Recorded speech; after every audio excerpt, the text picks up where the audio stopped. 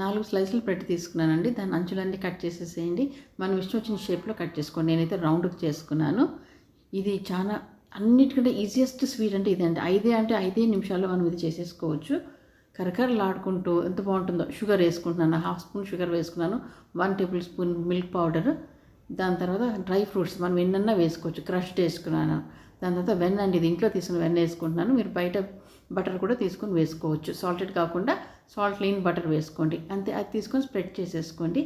ఎంత tastiest sweet అంటే ఇది గులాబ్ జామ్ కంటే టేస్టీగా ఉండే స్వీట్ అనేసి అందరూ అంటారు. ఒకసారి మీరు చేసి చూడండి.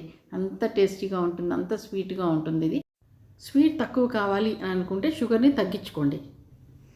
ఇప్పుడు ఒక బౌల్లో 1/2 కప్పు షుగర్ వాటర్లో కలర్ వేసాను నేను. మన ఇష్టం ఏ కలర్ అన్నా వేసుకోండి. అలా పిండేసుకొని పెట్టేసుకొని దానిపైన డ్రై ఫ్రూట్స్ చల్లేసుకోండి. ఇక లేట్ చేయకుండా వెంటనే చేసుకొని తినేసేయండి.